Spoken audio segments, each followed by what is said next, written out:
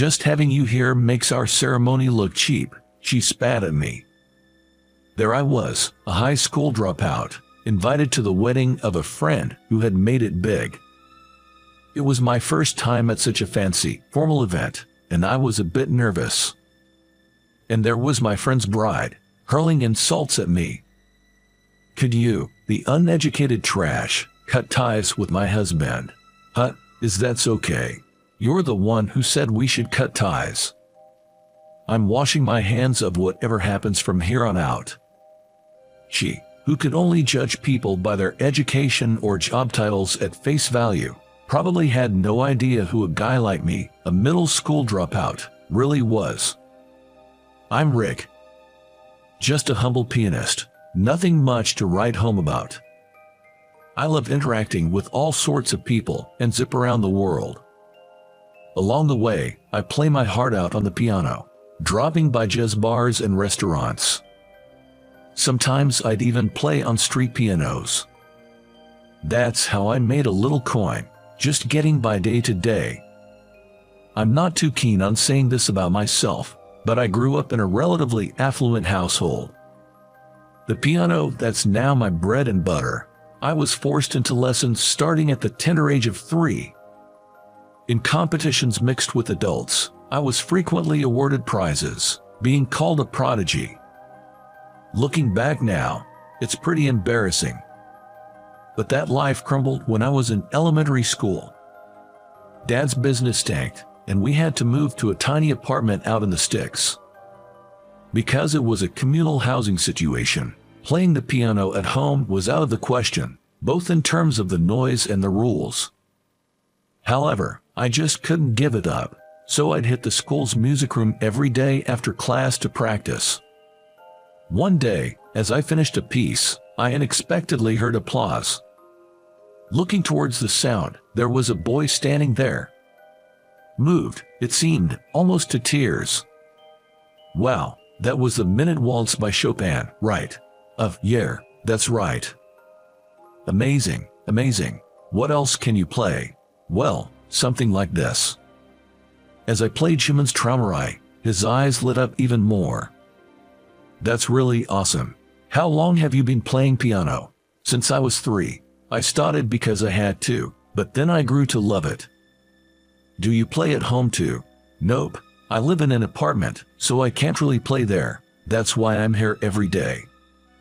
At that, he just went, I see. He seemed really impressed with my passion for the piano. I'm Tom. Can I come listen again tomorrow? I'm Rick. Sure thing. I play almost every day, so drop by if you're free. I shook hands with Tom firmly. From that day on, my solo performances had an audience. As time went by, Tom and I got closer.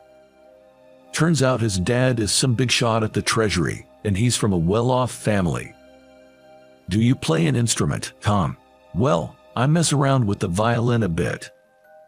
That's pretty cool. The violin seems tough. Yeah, it's hard. That's why I'm not really good at it. My mom keeps scolding me, asking why I can't play it. Tom looked down sadly. But his expression changed instantly, brightening up dramatically. His face became so bright that it was hard to believe it was the same person. I was really moved by your piano playing, Rick. He leaned in close to me suddenly, being intense as he spoke. I'm really touched that my piano moved him, but I never expected this much. Hey, Tom. Yeah. How about next time we play together? My piano and your violin. When I asked for a session, his face fell a bit. Not until my violin is good enough for your piano. Okay. All right then. Let's practice together for the next 3 years in middle school. Okay. Tom seemed to hesitate with his words. At that time, I didn't think much of it, but just a few days later, I learned what he meant directly from him. What? You're taking exams for a school far away? Yeah, so it looks like we won't be able to practice together. Sorry. That's okay. I mean, you've got dreams too, right? Dreams. Actually, my dream just recently. Never mind. Tom started to say something but then stopped himself. Respecting his feelings, I didn't ask any further. Instead, I extended my pinky finger. Pinky, swear. No matter how late it is, we've got to play together. You bet. Tom extended his pinky too. We linked them, sealing our promise for a future session. I'll send you letters, Tom. I didn't know about Tom, but as for me, I didn't have a cell phone and couldn't afford to waste money on home phone calls. So, I decided to send letters, a relatively cheap way to keep in touch. Yeah, I'll be waiting. Our paths diverged, and I ended up going to the local public middle school in my hometown. I didn't join any clubs. Instead, I spent all my after-school hours playing the piano in the music room. I was determined not to fall behind Tom, who I was sure would level up in his absence. My passion for improving my performance was burning strong, but that was inside. In contrast to my inner fire and the hot summer temperatures of our 8th grade year, an incident that happened was chilling. Dad.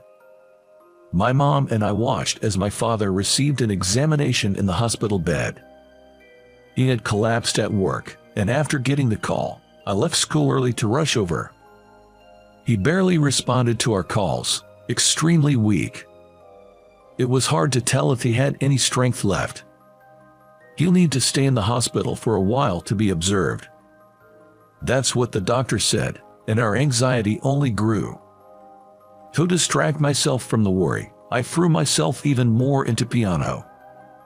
Desperately, I kept hammering away at the keys, mastering Mussorgsky's Night on Bald Mountain, which I'd been practicing. The unsettling feel of the music matched the unease in my heart, and I was oddly drawn to it. I was particularly engrossed that day, completely forgetting that I was in the school's music room. I didn't even realize that a few classmates had come in and were listening to my solo performance. Wow, you're really good at the piano, Tom. The girls from my class were there, clapping their hands, the sound filling the music room. The sound of clapping hands echoed through the music room. I had intended to be alone, so I had exaggeratedly moved to the rhythm and made odd movements. Feeling embarrassed about it, I ended up giving a curt thank you in response. To me, it seemed like I was just trying to act cool, and my shame only grew. I worried if it showed on my face. Do you always play here? Yeah, almost every day. I'm the quiet type, not really fitting in with the class crowd. These moments of playing after school were the only times I felt some relief. Well, that's awesome. Can I come listen again tomorrow? Hearing those words, I was reminded of the first time I met Tom. I realized our meeting had also been because of the piano. The black and white keys had brought someone like me into someone else's orbit. Of course, you can. I was so happy, I almost cried as I replied. But then, what's this? The poor kid's getting carried away. My archenemy had appeared. Amelia from my class, along with her 3 lackeys, taunted me daily for being poor. Every day, those 3 hangers-on would join in and create a ruckus, squawking and screaming like it was their job. Why on earth is someone like you at this school? Having a has-been poor person around just brings down the whole vibe. Amelia jeered with a barbaric laugh. The girls who used to enjoy my piano playing had become completely subdued. I wondered who was really bringing down the mood. I fought this, but unfortunately, I didn't have the guts to say it out loud. Sorry, was all I could muster. The unrelenting ridicule was too much, and I left the music room. Wiping tears with the sleeve of my uniform, I ran all the way home to escape. Despite everything, I continued to play the piano every day. Amelia and her friends would always throw cold water on my efforts, but I couldn't give up the piano. With single-minded determination, no matter how much they interfered or what insults they hurled, I kept on hammering at the keys. Yet, my piano playing had changed more than I was aware. Ha ha! I was out of breath from playing so intensely. Sweat was beginning to seep all over my body. That was awesome today. Thanks. I couldn't take their words at face value.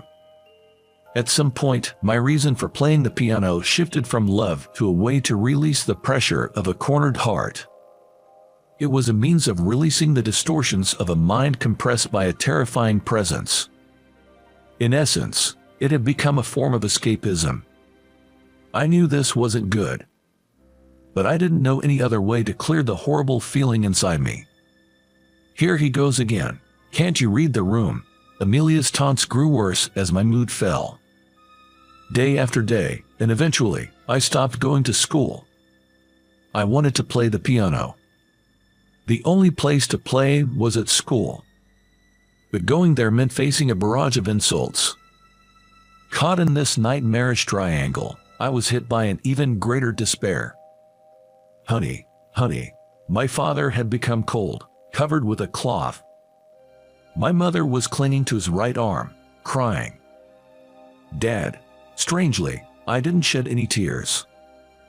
Instead, I felt an intense regret. The last time my dad had heard me play was when I was very young. I had never had the chance to show him how much better I'd gotten because I never participated in competitions. I just kept playing at school. I've improved a lot. I'm on a whole different level now. Despite all these thoughts, I never had the chance to show him. And that was incredibly frustrating. After my dad passed away, my mother and I moved in with her parents. Right after graduating from middle school, we headed to Germany. My grandfather, my mother's father, was half German and lived over there. My mother, a quarter German, was named Ellie. Hey there, welcome back, Rick. I'm back, Grandpa. One night, when I got home, I ran into my grandpa in the living room. He was watching TV while petting the dog. Did you go to that jazz club again today? Yep. Since coming here, I never enrolled in any educational institution. I just went from bar to bar around the neighborhood, showcasing my piano skills. I used the tips I got right there and somehow managed not to rely on my grandparents. Time flew by, and self-proclaimed pianist Rick became a 30-something. Now I'm back from Germany, settled down in the US. I kind of miss my hometown, so I rented a room in the same apartment I used to live in and started living alone. Even though I say I've settled, I jet set around the world whenever I have a spare moment. I meet all sorts of people, share perspectives, and get updated. With every encounter, I feel like I'm evolving, which is incredibly fascinating. Even with my performances, which I'm pretty confident about, traveling the world makes me realize I still have a long way to go. When I played on a street piano in Italy, a lanky old man showed up out of nowhere and casually began to play Schubert's Rollkönig, and my jaw just dropped. In a French tavern, while I was playing Ravel's Judo, a girl who looked to be in her teens asked to play a duet with me. It would be a good experience for someone like me who had always played solo. I readily agreed, but man, that girl was amazing. Instead of just following along, she actually led the way. Our first duet was a terrifyingly huge success, and the crowd went wild. That's how I continue to be tempered by the world, leveling up as a pianist. There have been plenty of challenges, but I really like the free life that could elevate me. This time I went to Austria. After my trip, I returned to the country and somehow managed to get back to my apartment from the airport with my heavy luggage. Wow, there's a pileup here. Looking at the mailbox, there was a massive amount of mail stuffed inside, including letters and whatnot. Since I had told the landlord I was going on an international trip, I figured there wouldn't be any need for extra worry. There was a time I forgot to inform him before heading abroad. The mail had piled up so much that the neighbors thought something might have happened and reported it to the police. When I got back, I got a talking to from the landlord, safe and sound. Well then, what kind of news do we have here? After carrying the luggage to my room, I went through the mail. Most of it was utility bills or flyers from the local supermarket. Huh, what's this? There was one envelope that was particularly lavish and flashy. Wedding invitation. Someone's getting hitched. I looked at the back of the envelope for the sender's name. Tom, Amelia. I see. Tom is the one tying the knot. I got a bit excited seeing the name of an old friend I hadn't seen in a while. We had talked about sending letters, but since the summer of our 9th grade, we had stopped sending them entirely. It's been over 10 years, but it seems he hasn't forgotten about me. I pulled out the invitation from the envelope. It was folded in half, and inside there was a section to indicate whether I would attend or not. Of course, I'll be attending. I brought over a pen, circled will attend. Above it, I added delighted to. I wrote my address, name, and a congratulatory message. 11 p.m. I'll have to send it back and call tomorrow. Closing the folded invitation, there was a handwritten message from Tom and his bride. Tom has had strong penmanship since we were kids in elementary school, and it looks like that hasn't changed. Right below, in the distinctive upward slanting script, there was a similar message. I read both, chuckled to myself, and decided to call it a night. The jet lag was hitting me a bit, but the fatigue was easily overcome. On the day of the wedding, when I arrived at the venue, it turned out to be an extremely famous upscale hotel. This was my first time attending such a posh and formal ceremony, and I was a bit nervous. Hey there, long time no see, Rick. While I was looking for my seat, I heard a voice from behind. Oh, Tom, congratulations on your wedding. Thanks, I'm glad you could make it. It had been a good 15 years since we last saw each other. We didn't bother with formalities and simply celebrated our reunion with a firm handshake. Next to him stood the bride, who looked at me with a bit of surprise. You became a bank president. Yeah, thankfully. That's amazing. Thank you. How about you? Weren't you in Germany for a while? Yeah, I left our local middle school and headed straight there. Ever since, I've just been living freely without pursuing further studies. I see. As we were catching up, a voice called out for Tom from a little distance away. Oops, excuse me. Tom looked over and gave a wave with his right hand as if to say catch you later. I don't know who it was, but he took off at a jog to say hello to another acquaintance. Yet, for some reason, the bride stayed behind, still looking at me. Rick, as in that Rick, the one who played the piano every day in the music room. Oh, yeah, that's me.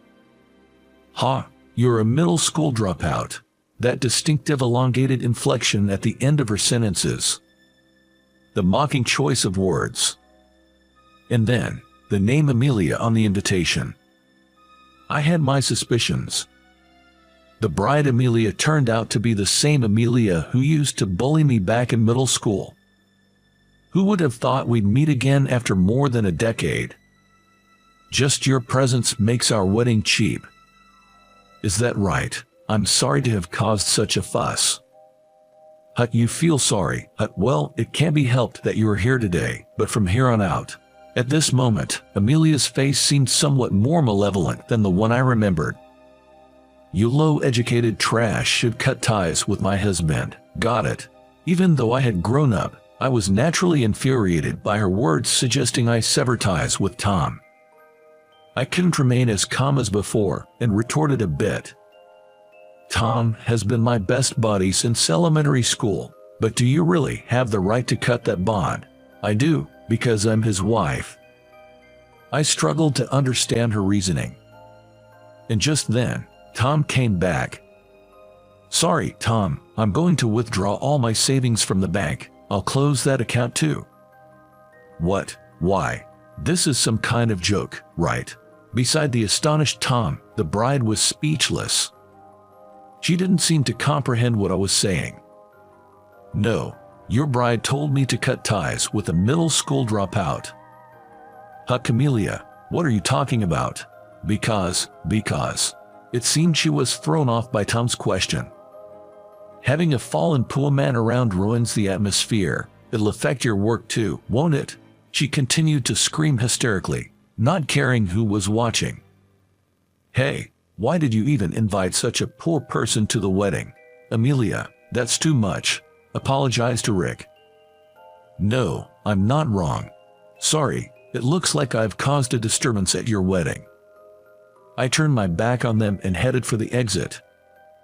Rick, wait, please Rick. Tom grabbed my arm after I had walked a few meters. He was pleading for a chance to talk. I wasn't angry with Tom. I decided to return following his lead. Sorry, Rick. Lift your head up, Tom. I'm the one who should apologize. I got too emotional. Meanwhile, the bride stood with her arms crossed, facing away. Amelia, listen to me. It's about how Rick and I met. When Tom said that, she only turned her gaze toward him. It's a story from when I was still in elementary school. He began to recount the story from 15 years ago as if it had happened just the other day. My parents were bureaucrats in the Treasury Department, really strict. It wasn't just about studying. There were so many do's and don'ts. As a result, I never had much in common with the other kids in class. I had a hard time fitting in.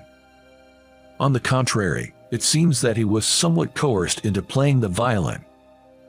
Like my experience with the piano, he had been made to play since before he even started elementary school. I hated those days so much. When I got home, I had to study and practice again under strict supervision. To escape, I started wandering aimlessly around the school for hours after school. This was around when both Tom and I were in the 6th grade. It was also the time when my dad's business failed, and we couldn't afford a piano at home anymore. The bride, who had been crossing her arms, was now listening intently to Tom's story. It was on one of those days, as I passed the music room, I heard Puppy Waltz being played inside. Tom was very curious about who was playing.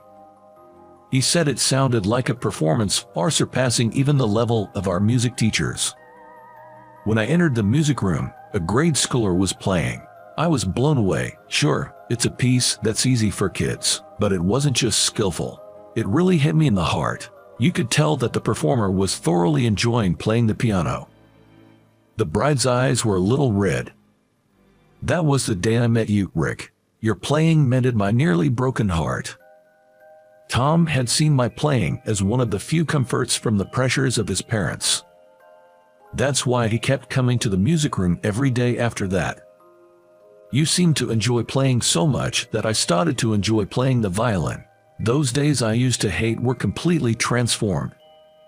So he became positive about taking the middle school entrance exams and aced them. It was a little lonely to part ways with Tom after getting into middle school, but knowing that my playing had been the foundation for him made me proud and happy at the same time. I'd been complimented on my playing before, but I never thought I'd actually saved someone. After hearing Tom's story, the bride, Amelia, was in tears. It turns out that the high school dropout and so-called poor guy she'd looked down upon was the one who had laid the foundation for her current husband. Whether she was feeling regret or gratitude, I couldn't tell. Amelia, you said it yourself, didn't you? During middle school, when you were going through a tough time, the sound of the piano comforted you. I was surprised by the story and looked at Amelia with wide eyes. Don't look at me. She blushed and seemed embarrassed. Maybe it's because we shared similar experiences that we got along so well. I've traveled the world and seen many coincidences, but a serendipitous meeting like this is quite rare. Who knew I'd played Cupid without even realizing it? Rick, Tom asked, looking a bit embarrassed. Right, he doesn't know yet. The thing is, Tom, yeah, I was surprised too when I came to the venue, but your wife, she's my middle school classmate. What? No wonder Tom was shocked. Faced with this astounding fact, all three of us could only laugh. After we had our fill of laughter, Amelia bowed her head to me. Her hair, which must have been set for the wedding, drooped towards the ground. "I'm sorry. I said some terrible things without knowing anything." "Whoa, hold on, Amelia." Tom looked impressed by her, but for me, it was an emergency. If a guest at a wedding made the main bride bow, it could turn into quite the awkward rumor. Not just for that, I also want to apologize for middle school. After Rick stopped coming to school, I felt regret. I wanted to apologize so badly that I went to your house after graduation, but you had already moved out by then. All right, just lift your head up now. Amelia turned back to face me again. Her makeup had been ruined by tears. She seemed to need a touch-up before anyone else. Not to make excuses, but my family is pretty strict, you know. From what she told me, her family sounded pretty tough, too. The stress had been piling up, and she'd been taking it out on me, apparently. That nasty comment earlier was due to the values ingrained in her by her parents, who cared about nothing but educational pedigree. In fact, she had graduated from a prestigious university and was working at a top-tier company. "So, I'm really sorry," she apologized again. Amelia, once more, bowed her head to me. "Let's forget the past. Just make my best buddy, Tom, happy, will ya?"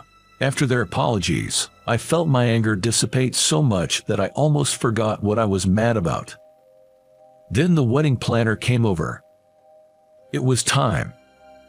I apologized to Amelia in return and encouraged her to go freshen up her makeup. "And Tom, about that thing, I've got it under control." "Yeah, I'm counting on you." I gave my best friend a thumbs up and took my seat. The wedding proceeded smoothly, and soon it was time for the entertainment after the bride's dress change. The relatives put on a splendid dance. After that, it was my turn to carry out the plan. I was led backstage to a dimly lit area where a piano awaited. Now, for the next act, we have the groom's best friend and a genius pianist, Rick's performance. After an over-the-top introduction, the spotlight was on me. The piece was Listli Bistraum. It was a piece I'd thought of playing at someone's wedding someday. I never imagined my first performance would be at my best buddy Tom's wedding. The nervousness was different from playing in competitions, jazz bars, or on the street. It felt like the first piece was over in an instant. After a brief pause of about 10 seconds, I placed my hands on the keys again. Simultaneously, Tom stood up. It was a plan only the planner and the two of us knew about. As everyone looked on in surprise, the groom took out a violin hidden under the table. We made eye contact to sync our timing and started the second piece, Elgar Solidamer. As I moved my fingers, memories of my travels flashed through my mind. Germany, England, Italy, France, Spain, Austria. The memories were too many to count. A lanky man who appeared out of nowhere. A girl I didn't know. Even after having played duets with so many people, today I was truly moved. The duet with Tom was more wonderful than any in my memory. The sound was perfectly in sync, playing off each other's nuances. The joy in the violin's melody was palpable. I felt a warmth in my eyes as I played. The audience, including the bride, were all in tears. Oh, what a perfect performance. A promise of 15 years. The duet between pianist Rick and violinist Tom, now a reality. As the last note and its resonance faded, applause filled the room. Once it died down, Tom took the mic. Rick and I had been best friends since elementary school. We both played instruments even back then, but I wasn't a match for the genius pianist Rick. I was asked to do a duet, but I thought I didn't measure up and put it off until now. Back then, Tom, wasn't enjoying the violin at all. On the other hand, I've always loved and played the piano. Perhaps he felt a gap there. "I'm so glad that we could achieve that duet here today," he said. The venue was enveloped in applause once again. The talk was supposed to end here, but let me introduce him, Rick. He continued, embarking on an unplanned tale. "He's Rick, my best bud. As I mentioned earlier, this guy's a piano prodigy. He's got a YouTube channel where he posts his performances, and he's quite the big shot, with over 1 million subscribers. Everyone, do yourselves a favor and check out his YouTube." As Tom explained, my YouTube channel, thankfully, has been viewed by many. I post one-off performances and clips of my international concerts. To add more, lately I've been dabbling in composing, with numerous commissions coming my way. Some of my works have even become worldwide hits. It's a bit crass to talk money, but there's about $700 million in the bank account at Tom's bank. Not that I live a life of luxury, I live quite comfortably. I plan to keep jet-setting around the world. Let's give him a big round of applause, Tom prompted, turning all the applause and eyes in the hall towards me. Without getting overly excited, I just gracefully bowed, as a pianist would. Since around the summer before my junior year of high school, anonymous letters began to appear in my desk and locker. They were simple: "Watch out, the tough guys are targeting you. Be on your guard against shakedowns or worse." These were tip-offs, written in distinctive rising handwriting. It was around that time that Amelia started showing up in the music room. There was something I always found odd. Although she bullied me daily, she never once interrupted my playing. She'd always wait until I'd finished a piece, shared the afterglow with the audience, and then she'd appear. It seemed like after enjoying the performance, she was quick to send me on my way home. If that's the case, then she could very well be the one behind the letters. Thinking back, the handwriting was identical to that on the wedding invitations. I tried contacting Amelia a few times to confirm, but she persistently played dumb. I figured it wasn't good to pry too much, so I kept it to myself and silently appreciated it.